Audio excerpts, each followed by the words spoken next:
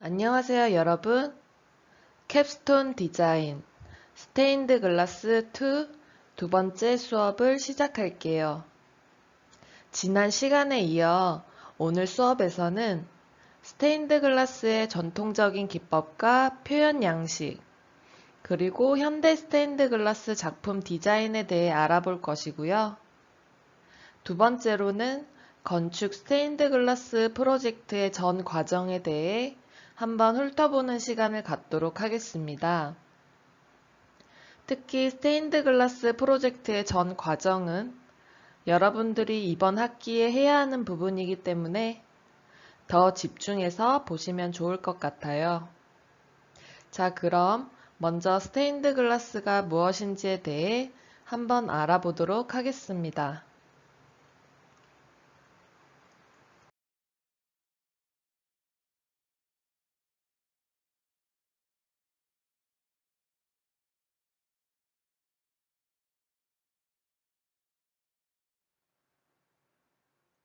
스테인드 글라스의 사전적 의미를 살펴보면 여러 가지 안류나 금속 화합물의 작용으로 착색된 유리 혹은 직접 색을 칠해 구워낸 유리를 말합니다.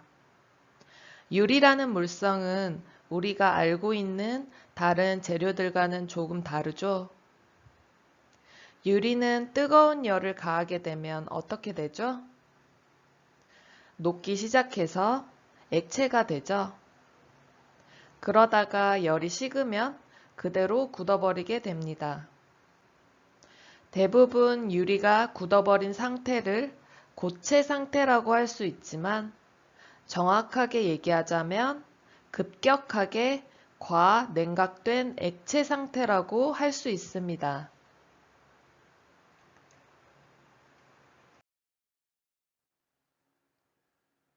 화면 왼쪽 사진은 유리를 만들기 위한 배합사입니다. 주 원료인 규사, 소다, 그리고 색을 내기 위한 각 제조사마다 가지고 있는 특별한 레시피의 원료가 들어가게 됩니다. 화면 오른쪽 사진을 보시면 왼쪽의 배합사를 유리 용해로에 투입한 후 고온에서 녹이게 됩니다. 유리를 용융할 때의 온도는 1000도 이상입니다. 1000도 이상으로 가열하게 되면 액체의 상태가 되는 것이죠. 그리고 이 용해로 안에는 각각의 유리 도가니들이 있습니다. 이 용해로는 365일 동안 몇 번 제외하고는 불이 꺼지지 않습니다. 용해로가 꺼졌다고 했을 때는 도가니를 교체한다거나 혹은 깨졌다거나 했을 때 도가니를 교체하기 위함이라고 합니다. 그래서 유리를 제조하는 곳에 가면 항상 뜨거운 열기가 가득할 수밖에 없겠죠.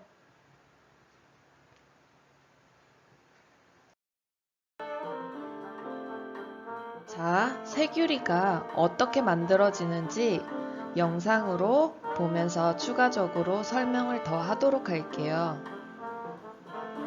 영상에서 보이는 이곳은 100년의 역사를 가진 독일의 램버츠 글라스 스튜디오입니다. 장인들이 용해로에서 블로우 파이프에 용해된 유리를 말아 올립니다. 이 초구를 입으로 불게 되죠. 장인들이 계속해서 파이프를 회전하게 되는데 이것은 뜨거운 온도의 상태를 유지하기 위해서입니다. 계속해서 회전하고 입으로 불고 형태를 만들게 됩니다. 어느 정도 크기의 실린더 형태가 되었을 때에 구연부 부분을 유리 가위로 잘라냅니다. 실린더 형태가 되면 중간 부분을 위아래로 커팅한 후 다시 재가열을 하여 판유리의 형태로 다림질하여 펴내게 됩니다.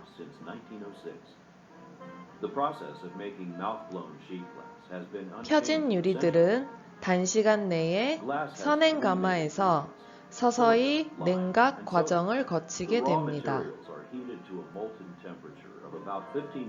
이렇게 해서 완성된 유리를 우리는 마우스 블로운 유리 혹은 수제 유리라고 부르는 것입니다. Sometimes another color or multiple colors are applied as a second step. Here, pieces of white glass called frit are added. They will create a lovely dappled pattern on the final sheet.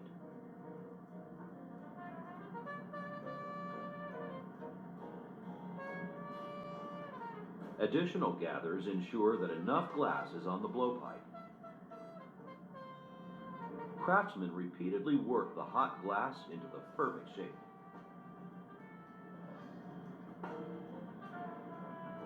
The skilled Lambert's crew works together in a tightly choreographed ballet of tasks, ready for each need at precisely the right moment.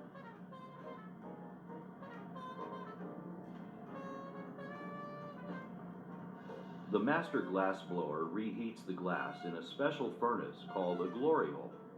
It is soon ready for the most critical step, blowing into a cylinder.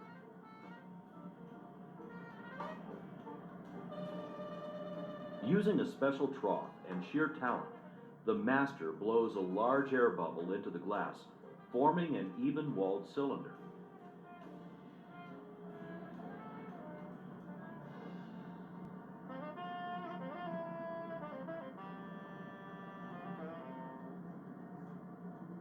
The bottom is removed.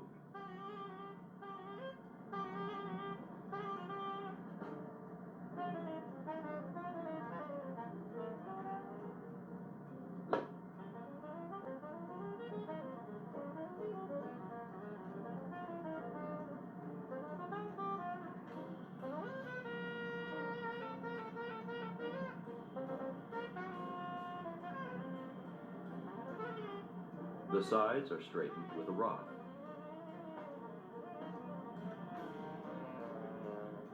The cylinder is transferred to a device called the pliers.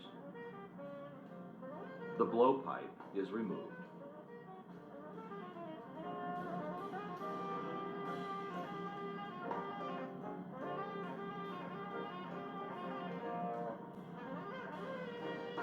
Excess glass is trimmed off and the cylinder gets a final shaping.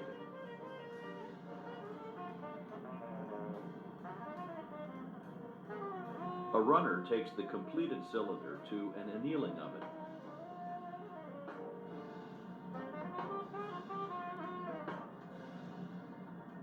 Which brings the glass slowly to room temperature.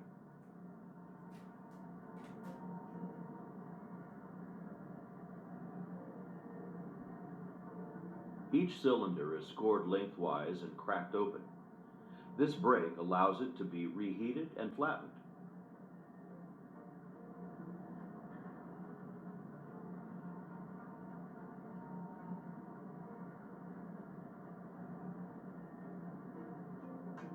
A conveyor takes the glass into a special furnace where it is flash heated and softens.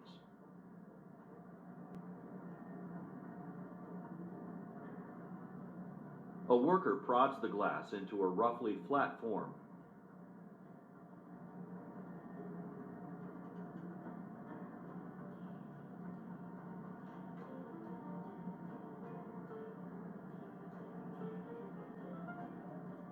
Then irons it with a waterlogged block of wood.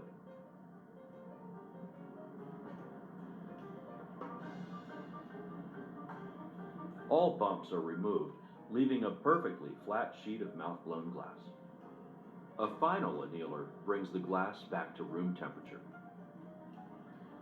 Every piece is inspected for quality.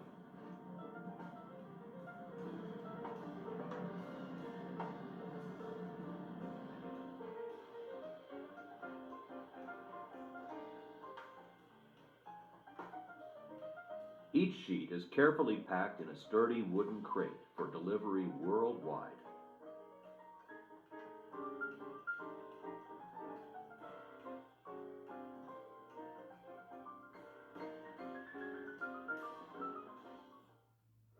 Thank you for visiting Lambert's Gas in Walsassten, Germany.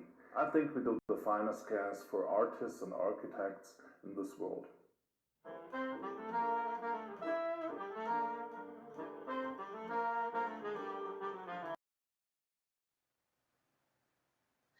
자, 조금 전 과정을 거쳐서 나온 마우스 블로운 판유리의 모습입니다. 마우스 블로운 유리라고 하는 것은 방금 영상으로 보신 것과 같이 한 장 한 장 장인들이 숨을 불어넣어 색과 결을 만들어내는 말 그대로 수제유리이기 때문에 동일한 색유리를 계속해서 만들어낸다고 해도 다 같은 색의 색유리가 나올 수가 없습니다. 화면을 자세히 보시면 한 장의 동일한 색상의 유리이지만 위에서부터 아래에 이르기까지 혹은 아래에서 위에 이르기까지 다양한 색상의 그라데이션이 생성된 것을 보실 수 있습니다.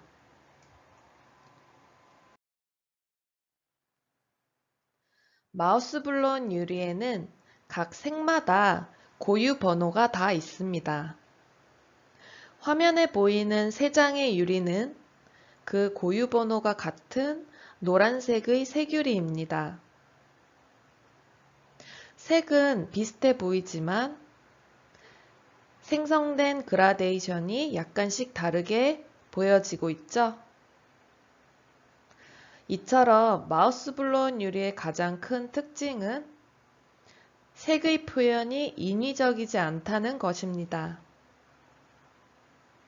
색유리라는 것은 빛에 의해 색이 다르게 보여지는데 색유리 자체의 색이 자연스럽게 표현이 되면 우리가 소위 작품을 바라보았을 때 화면이 혹은 그림이 더 움직이는 것 같다, 혹은 살아있는 느낌이 든다라는 표현을 하게 됩니다.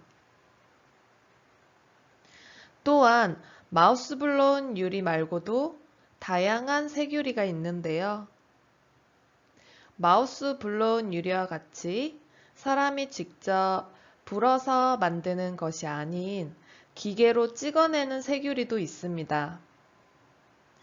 기계는 어쩔 수 없이 인위적으로 색을 만들기 때문에 예를 들어 100장의 같은 고유 번호의 유리가 있다면 그 100장의 유리의 색은 동일하겠죠? 자, 이렇듯 색유리는 제조법에 따라 각 특징이 있다는 점을 꼭 기억해 두시고 여러분들께서 실습이 시작이 되면 함께 색유리를 구분해 보는 시간을 갖도록 할게요.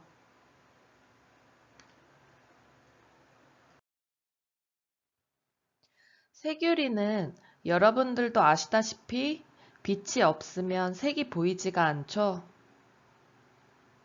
우리가 색유리는 자연광으로 색을 확인할 수도 있고 라이트박스 테이블 위에서 색을 확인할 수도 있습니다. 여러분들도 실기 수업이 시작이 되면 학교 실기실에 준비되어 있는 라이트박스 혹은 자연광에서 색유리 지정하는 과정을 하시게 될 거예요. 각자 디자인에 따라 지정해야 할 색이 많을 때에는 먼저 작은 색유리 샘플을 보면서 색을 선정합니다.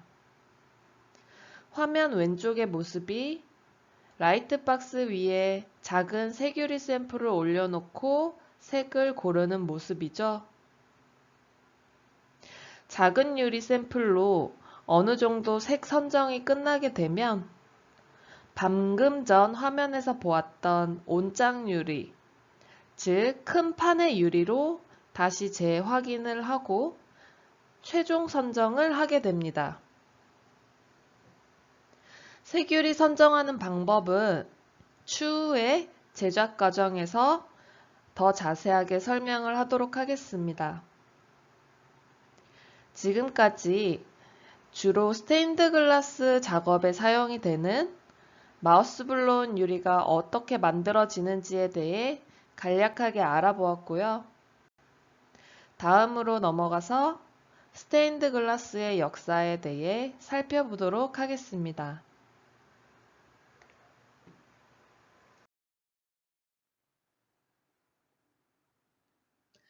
화면 왼쪽에 보이는 독일의 로르슈 지방에서 발굴된 얼굴이란 작품은 9세기경에 제작된 것으로 추정되는 현존하는 가장 오래된 세규리 파편입니다. 1934년 하이델베르크 근처의 로르슈 수도원에서 발굴된 이 작품은 화면에선 가늠하기가 어렵지만 높이가 30cm를 넘는 비교적 큰 작품인데요. 이와 비슷한 형식을 취한 또 하나의 세규리 파편으로는 화면 오른쪽에 보이는 스트라스부르의 노트르담 박물관에 있는 예수의 얼굴 작품입니다. 이 작품은 11세기 중반에 재건축된 알자스 지방의 비센부르크 수도원에서 발굴된 것으로 1060년경에 제작된 것으로 추정이 되고 있습니다. 이처럼 화면에 보이는 두 작품은 현존하는 가장 오래된 세규리 작품으로서 당시의 세규리 작품 제작 방식과 표현 양식을 보여준다는 점에서 그 의미와 중요성이 큽니다. 그러나 파편으로 남아있는 두 작품은 유리창 중앙에 별도로 설치되었을 것으로 추정이 되고 있기 때문에 우리가 일반적으로 생각하는 중세 스테인드 글라스 창의 모습과는 상당한 차이를 보이고 있습니다.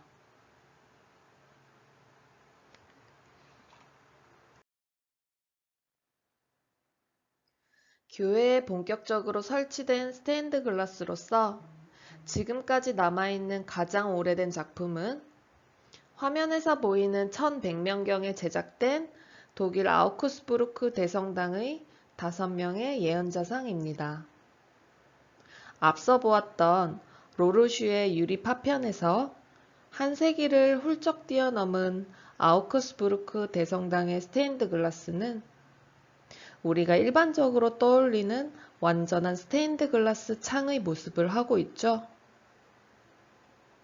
성당 남쪽에 자리 잡고 있는 로마네스크 시기의 이 스테인드 글라스 작품은 어떠한 과정을 거쳐 탄생하게 되었는지 추적할 만한 사례는 없지만 2m를 넘는 등신대 이상의 예언자상들은 고도의 기술적 숙련을 쌓은 장인의 솜씨를 보여주고 있습니다.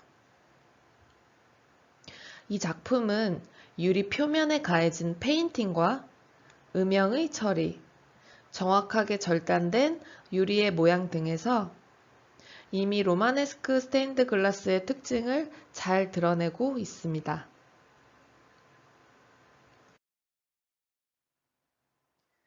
건축에 도입된 스테인드 글라스는 중세 고딕 성당에서 그 절정을 이루게 됩니다. 중세에 와서는 미의식의 변화가 찾아오게 되는데요. 중세 전인 고대 그리스 예술의 특징인 형식적인 정의, 즉 수나 양, 완벽한 비례를 중시했다면 우리가 중세에 와서는 실질적인 정의, 즉 색이나 빛과 같은 질을 추구하게 됩니다. 역사적으로 한 시대가 바뀌게 되면서 미의식의 기준이 변화하고 또 반복하게 되는 것이죠. 이렇게 중세인들에게 빛이라는 것은 아름다움의 근원인 동시에 만물의 진실한 광채이자 창조자의 실체를 담고 있는 것이었습니다. 당대에는 지금과는 다르게 글을 배우거나 그래서 읽을 수 없는 사람들이 대부분이었기 때문에 스테인드 글라스 예술은 가난한 자들의 성경의 역할을 하게 됩니다. 지금까지 현존해 있는 스테인드 글라스 작품을 살펴보면 구약과 신약의 내용들을 주제로 한 작품이 대부분인 것은 그 당시에 스테인드 글라스 예술이 그런 역할을 했기 때문이죠. 화면 아래에 보이시는 시는 생드니 수도원의 아빠스 슈제르의 시로서 예술작품의 물리적인 빛을 통해 신자들의 영성을 밝힐 수 있다고 표현하고 있습니다. 이처럼 슈제르는 빛의 체험을 신성의 체험과 동일시했기 때문에 고딕 성당의 커다란 창을 통해 최대한 많은 빛을 성당 내부로 끌어들이고자 했습니다. 자, 고딕 시대에 와서는 건축 양식에 있어서도 큰 변화가 찾아오게 되는데요. 고딕 건축의 특징을 살펴보면 늑골 궁류, 처명 아치, 공중 부벽 이 세 가지를 건축에 적용시키면서 기존보다 얇고 높은 벽을 위로 만들어낼 수 있었고 결과적으로는 이전보다 훨씬 넓고 큰 스테인드 글라스를 큰 창에 도입할 수 있게 됩니다.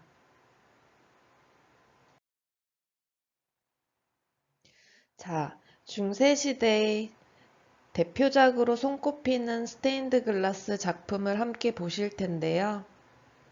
프랑스 생드니 성당에 설치된 스테인드 글라스의 모습입니다.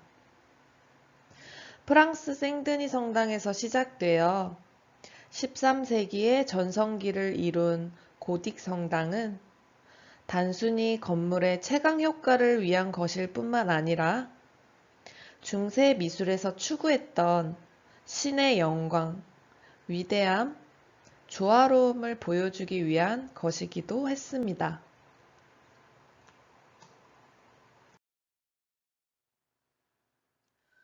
고딕 성당의 최고 걸작으로 성당들의 여왕이란 별명을 지닌 샤르트르 대성당에는 중세 최절정기의 아름다운 스테인드 글라스 작품이 성당을 가득 채우고 있습니다. 샤르트르 대성당에는 모두 3개의 장미창이 있는데 화면에 보이는 창은 서쪽 장미창으로 출입구 정면부에 있습니다. 장미창 아래의 아름다운 유리의 성모로 불리는 이 3개의 창은 제작 연도가 약 1150년경으로 샤르트르 대성당에서 가장 오래된 스테인드 글라스 작품입니다. 그리고 남쪽과 북쪽의 트랜셉트 부분과 나머지 대부분 작품들은 30여 년이라는 오랜 기간에 걸쳐 완성이 되었습니다. 샤르트르 대성당 장미창은 모두 하나님의 계획을 상징하는 숫자 12를 내포하고 있고 12개의 작고 큰 반원형들이 반복해서 배치되어 있는 것이 특징입니다.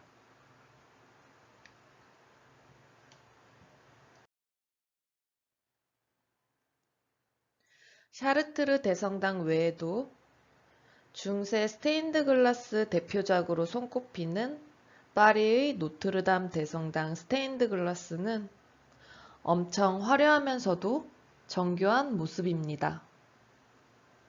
13.5m의 커다란 장미창이 놓인 파리 노트르담 대성당에는 총 3개의 장미창이 있고 어둠 속에서 빛의 아름다움을 자세하게 표현하고 있습니다.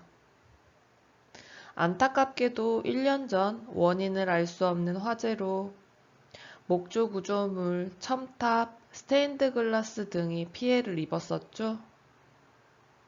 앞으로 얼만큼 복원이 이루어질지는 모르겠지만 19세기의 그 모습은 안타깝게도 앞으로 볼 수는 없을 것 같습니다.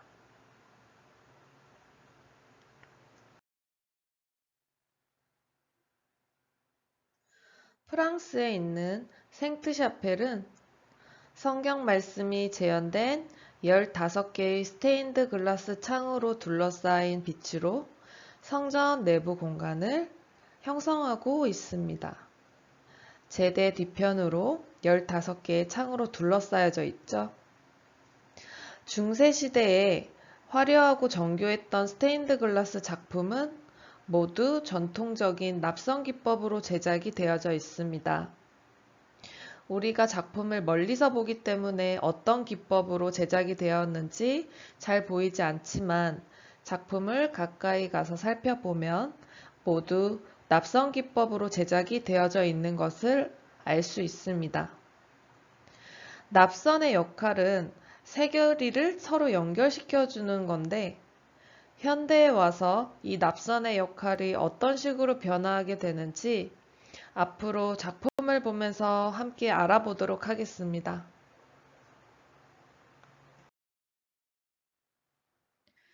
13세기에 절정을 이루었던 스테인드 글라스 예술은 14세기로 접어들면서 르네상스의 회화의 등장과 함께 쇠퇴하기 시작하였는데요. 결과적으로 전 시대의 작품에서 표현되었던 빛의 신비와 종교적 감성에서 차츰 멀어지게 됩니다. 앞서 설명드렸듯이 시대가 변하면서 미학의 기준이 또 변화하게 된 것이죠. 또다시 눈에 보이지 않는 것이 아닌 눈에 보이는 것이 중요하다라는 핵심적 이론이 생기게 됩니다. 다시 말해 실제 비례, 객관적인 비례가 다시 중시되게 되는 것이죠. 이렇게 회화가 유행하게 되면서 자연스럽게 스테인드 글라스 예술은 잃어버린 예술이라는 별칭을 얻을 만큼 쇠퇴를 거듭하게 됩니다.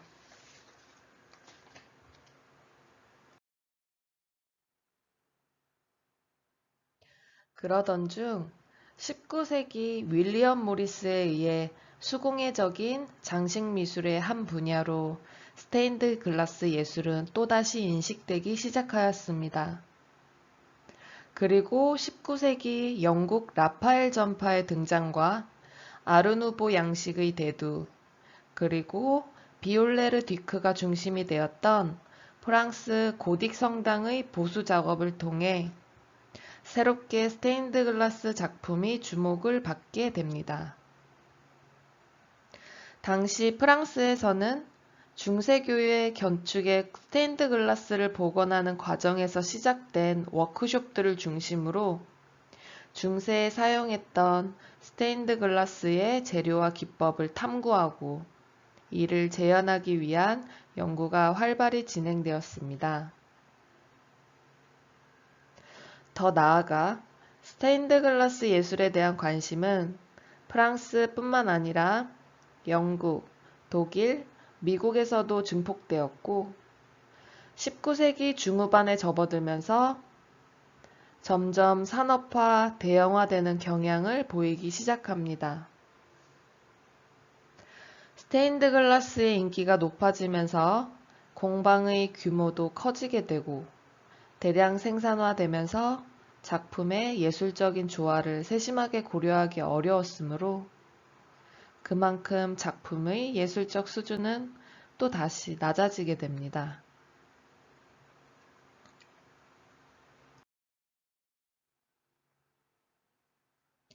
(1920년대) 근대성을 상징하는 새로운 건축 재료로 유리의 중요성을 강조했던 바우하우스에서 스테인드 글라스를 교과 과정에 포함하기도 하였습니다. 독일의 스테인드 글라스는 제2차 세계대전으로 훼손된 교회들의 수많은 스테인드 글라스를 교체하는 과정에서 현대적인 개념을 제시하면서 새로운 전성기를 맞이하게 됩니다.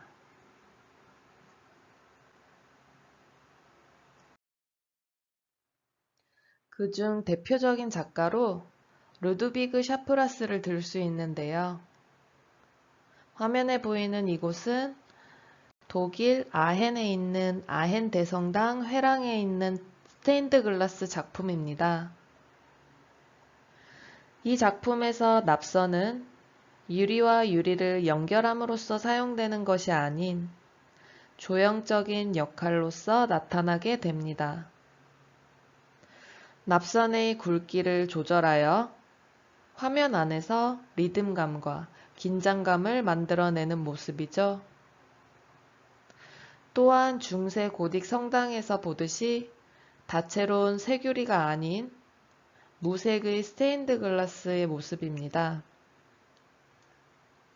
이러한 디자인의 작품이 회랑 전체를 에워싸고 있는데요. 아무런 색도 가해지지 않았지만 투명한 창을 통해 내부와 외부의 공간이 서로 넘나들며 더 순수한 빛을 마주하게 됩니다. 화면에서 보이듯이 현대 스테인드 글라스 작가들은 성경의 말씀을 전달하는 것에 집중하여 미학적인 측면이 상대적으로 축소되는 상황에서 탈피하고자 노력하였습니다.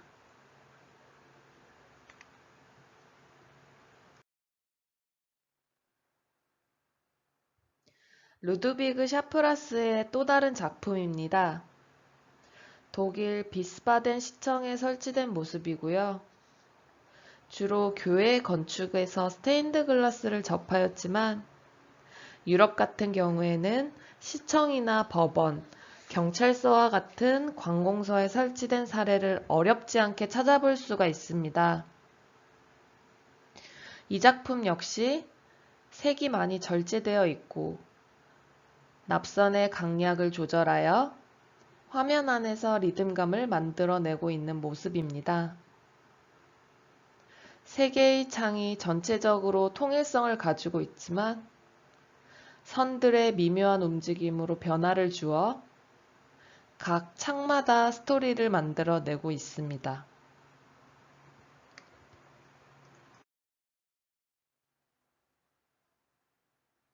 화면에 보이는 이곳은 독일 리니치라는 곳에 있는 글라스 뮤지엄 출입구에 설치된 루드비그 샤프라스의 또 다른 작품입니다.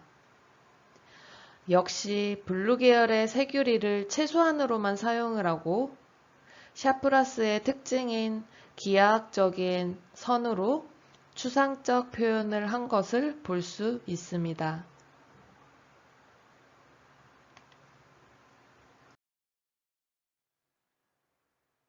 루드비그 샤프라스에 이어 또 다른 스테인드 글라스 예술의 대표적인 작가로서 요하네스 슈라이터 작가의 작품의 모습입니다. 독일 로이테스도르프 요한 형제회 경당에 설치된 스테인드 글라스 작품이고요. 1965년에 설치가 되었습니다. 화면을 보시면 마치 연필로 드로잉을 한 듯이 납선이 자유분방하게 표현되어져 있죠. 슈라이터는 그의 선들에게 다양한 이름을 붙여줍니다. 즐거운 선, 화난 선, 예민한 선, 겸손한 선 등의 이름을 붙여주게 되죠. 슈라이터의 작품을 보면 기존의 납선이 어떠한 역할을 했었는지 기억이 나지 않을 정도로 선의 표현들이 자유롭게 보여집니다. 또한 성전 공간에 푸른빛으로 삼면이 가득 차 있는 것은 더 깊은 종교적 명상과 내적 성찰을 이룰 수 있는 요소들로 마주할 수 있습니다.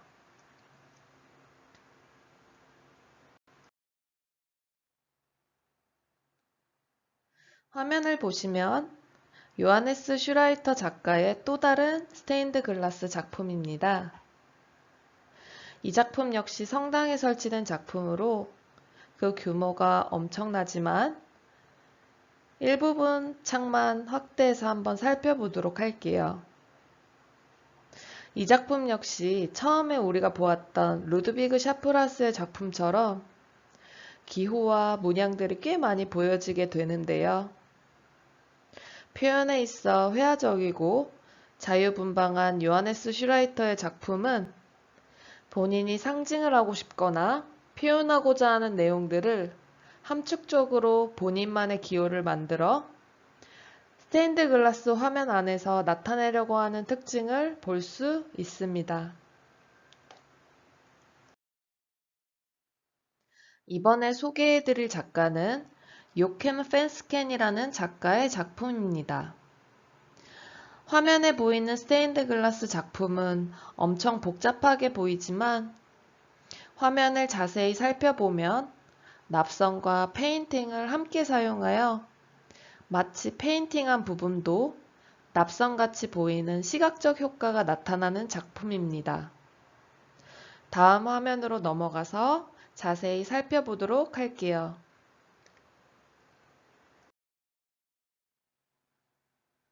네, 지금 화면 왼쪽에 보이는 모습이 좀 전에 보았던 스테인드 글라스의 일부분을 확대한 모습이죠.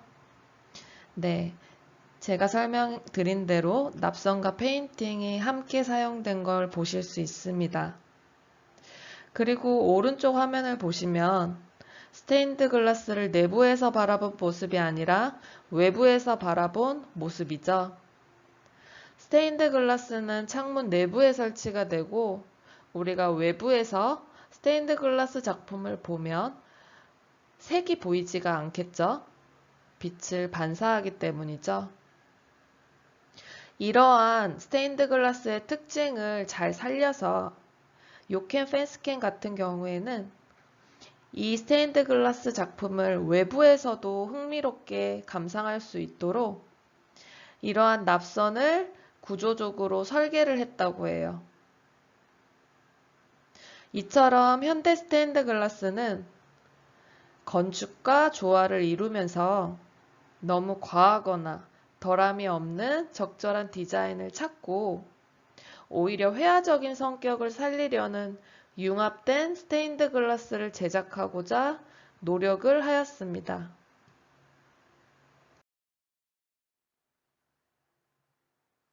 네, 화면에 보이는 작품은 요켐 펜스켄의 또 다른 스테인드 글라스 작품입니다. 이전에 보여드렸던 작품들은 모두 전통적인 납선 기법으로 스테인드 글라스를 제작하였지만 이 작품 같은 경우에는 납선 기법이 아닌 걸 확인하실 수 있으실 거예요. 납선이 보이지가 않죠. 이 부분은 성전 제대 부분이고요. 지금 화면에서 잘 보이지 않지만 지금 보여지는 설치 스테인드 글라스 작품 뒤로는 창이 나 있습니다. 창에도 스테인드 글라스가 설치가 되어 있고 그 앞으로 지금 보이는 스테인드 글라스가 설치 미술로서 설치가 되어진 것이죠. 즉, 이 작품은 두 개의 작품이 두 레이어가 있는 거죠. 이 두 개의 작품이 서로 중첩되어서 하나로 보여지는 설치 작품입니다.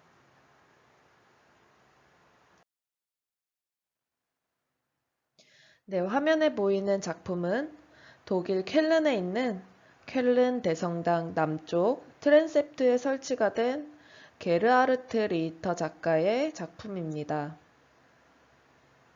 이 부분에 새로운 작품을 한다고 했을 때 그 당시에 수많은 작가들이 자기의 디자인 제안을 했었고 컴피티션 형식으로 게르하르트 리히터 작가의 작품이 선정이 되었는데요. 마치 픽셀처럼 보여지기도 하는 이 작가의 작품은 가운데 축을 중심으로 한쪽 부분만 디자인을 하고 반대편은 대칭으로 그림을 뒤집었다고 해요. 이 작품도 자세히 보시면 납선이 보이지가 않죠? 이 작품에 적용된 기법은 라미네이팅 기법이라고 해서 현대 기법에 속하는 기법이고요. 실리콘을 이용한 유리 접착 방식입니다.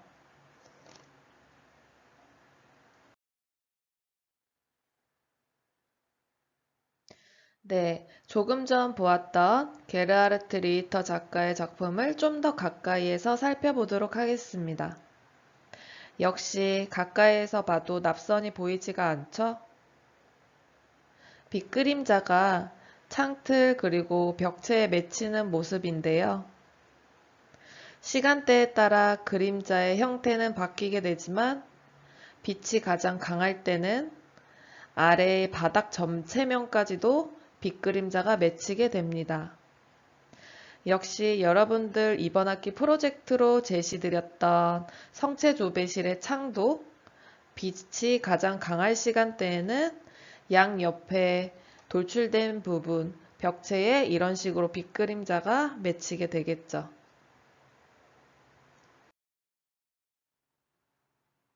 자, 이곳은 독일 미넨에 있는 5면이 통유리 박스 형태로 된 헤르츠 예수 키르이라는 교회 건축물입니다. 박스 형태로 되어 있는 이 교회는 형태 속에 또 형태가 있는 더블 스킨으로 되어 있는데요. 특정 날에는 성전 입구 쪽 전체가 개방이 되는 직육면체의 형태의 구조물입니다.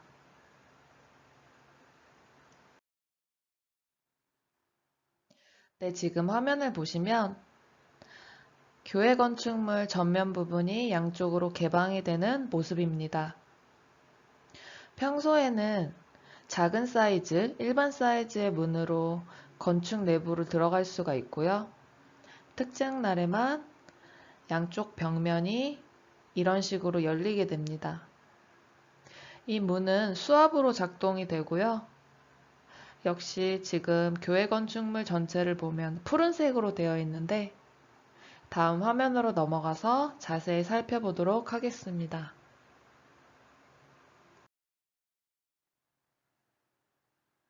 네, 좀 전에 보았던 전면 부분의 푸른색 부분을 가까이에서 본 모습인데요. 이 작품도 현대 기법을 응용한 스테인드 글라스 작품입니다. 가까이 가서 보면 못의 형태로 되어 있는데 이 못은 예수 그리스도의 고난을 상징한다고 해요. 또한 이 못의 형태가 다양한 방향들이 반복되면서 투명하게 뚫려 있죠. 이 투명한 부분으로 빛이 투과가 됩니다. 이 작품에 응용이 된 현대 기법은 프리트 기법이라고 해서 유리 가루를 이용해 유리에 페인팅을 한 후 고온에서 녹이는 기법입니다.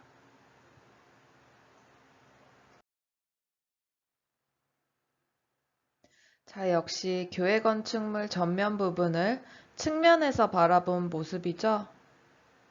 빛이 외부에서 내부로 투과가 되면서 전면창 프레임과 바닥면에 못 형태의 그림자가 맺히게 되는 모습입니다.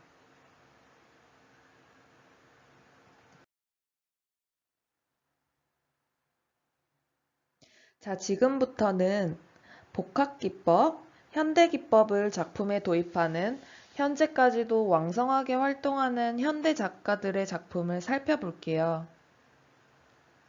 이 작품은 영국 작가인 브라이언 클락의 콘이라는 작품입니다. 무려 높이가 15m 정도 되고요. 총 200개의 스테인드 글라스 패널로 이루어져 있습니다.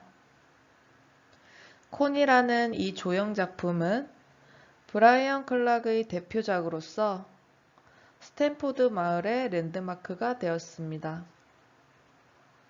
낮에는 자연광으로 작품을 감상하고 밤에는 인공 조명을 사용해 비추는 형태입니다. 실제로 사람들이 작품 안으로 들어갈 수 있는 형태로 설계가 되어진 작품인데요. 많은 사람들이 이 작품 안에 들어가서 명상을 자주 한다고 합니다.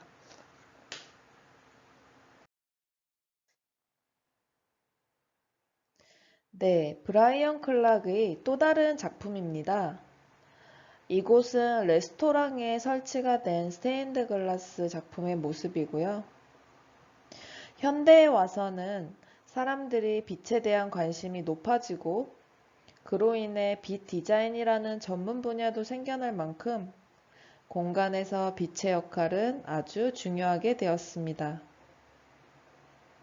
스테인드 글라스 예술 분야에서도 다양한 현대 기법이 계속해서 연구되어지고 또한 제작이 가능해지면서 기존의 교회 건축뿐만 아니라 학교, 병원, 식당과 같은 공공 건축물에 활발하게 적용되고 있는 모습을 볼 수 있습니다.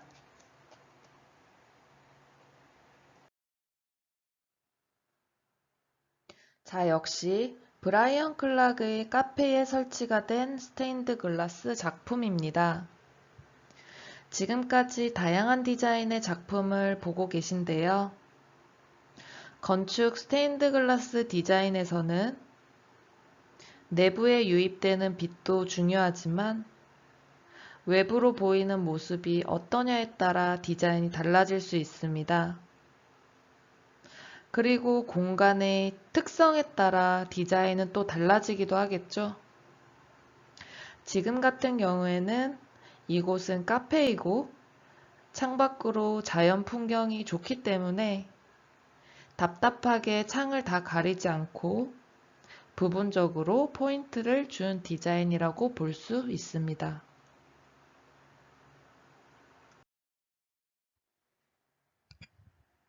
네, 이곳은 영국 리즈에 있는 대형 쇼핑몰인 빅토리아 쿼터 천장에 설치가 된 스테인드 글라스 작품입니다. 역시 기존 천창에서 빛의 유입이 내부 아주 강하게 떨어졌다는 것을 우리는 예상할 수 있습니다. 하지만 답답하지 않게 천창을 다 막지 않고 가운데를 중심으로 작품이 설치가 되어 있는데요. 이와 같이 쇼핑몰과 같은 상업 공간에서 스테인드 글라스 작품은 어떠한 의미보다는 그 공간의 특징이나 동선을 고려하여 빛을 디자인하고 그 공간만의 차별화된 이미지나 상징성을 부여하여 부가가치 상승의 효과가 있을 수 있습니다.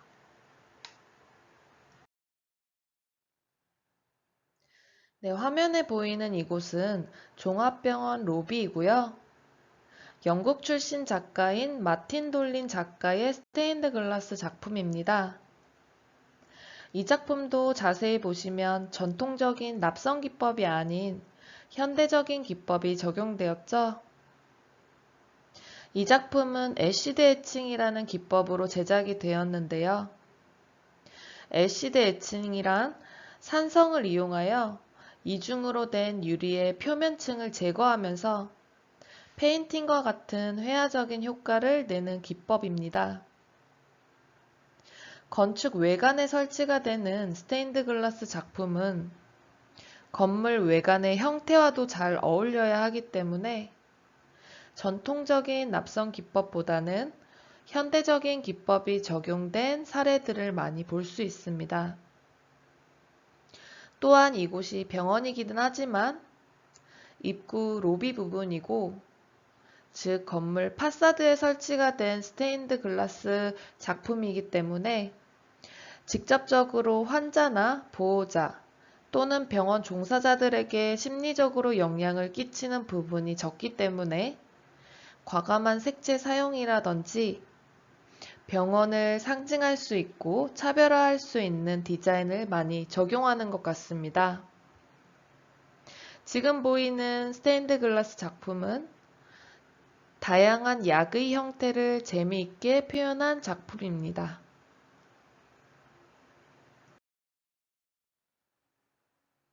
이곳은 영국 리버풀에 있는 엠파이어 극장입니다.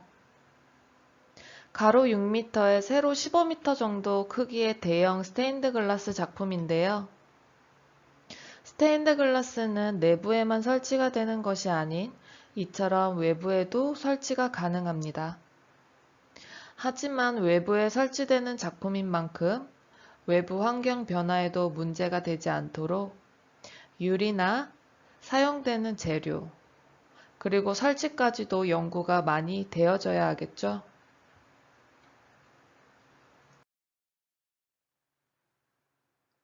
이곳은 인디애나폴리스 공항에 설치된 스테인드 글라스 작품입니다. 현대에 와서는 미국이나 유럽, 일본이나 대만 등 공항에 스테인드 글라스 작품이 많이 설치가 되는 사례를 볼 수가 있는데요. 공항이라는 장소성을 생각하면 아주 흥미로운 곳이죠. 출발과 도착의 의미, 만남과 헤어짐 등 다양한 감정이 뒤섞이는 장소입니다. 이처럼 마틴 돌리는 인디애나폴리스 공항에 다양한 인종과 국적의 여행자들이 공감할 수 있는 스토리를 작품으로 표현하였습니다.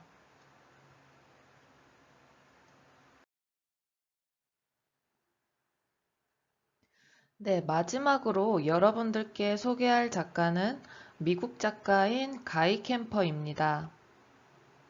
이 작가는 주로 병원에 작품 설치를 많이 하였는데요. 이곳은 미국 버밍엄에 있는 엘리베마 어린이 병원입니다. 가이 캠퍼는 주로 식물에서 모티브를 얻어 작업을 합니다. 자칫 병원이라는 곳은 우울할 수 있는데 환자나 보호자 또는 병원에 종사하는 사람들에게 심리적으로 긍정적이고 안정감을 줄 수 있는 색감과 형태를 연구하여 스테인드 글라스 작품으로 표현한다고 합니다. 화면을 넘기면서 가이 캠퍼의 작품들을 쭉 살펴볼게요.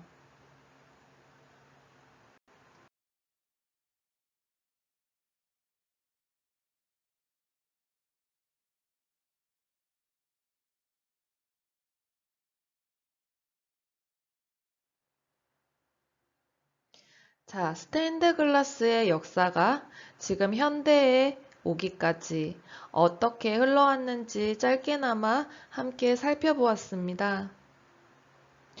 과거에는 교회 건축 안에서 글을 읽을 수 없는 사람들에게 가난한 자의 성경의 역할이 되어주기도 하였지만 현대에 와서는 오히려 빛이라는 매개체를 통하여 우리가 눈에 보이는 것이 아닌 눈에 보이지 않는 비가시적인 세계의 공간을 빛과 색을 통하여 체험하고 상상할 수 있는 그런 예술의 역할로서 자리매김하고 있습니다. 자, 여러분들도 이러한 흐름을 잘 이해하고 이번 학기 프로젝트 디자인을 하면서 본인이 교회 공간 안에 어떠한 형태나 이미지를 넣어 사람들에게 주입하는 그림이 아닌 빛과 색으로 어떠한 공간 구성을 하여 어떠한 체험을 하게 할 것인가에 대해 고민을 좀 더 많이 해보셨으면 좋겠습니다. 자, 그럼 스테인드 글라스의 전통적인 기법과 표현 양식 그리고 현대 스테인드 글라스 작품 디자인에 대해서 알아보았고요. 다음 영상으로 넘어가서 여러분들이 앞으로 하게 될 스테인드 글라스 프로젝트의 전 과정에 대해 함께 살펴보도록 하겠습니다.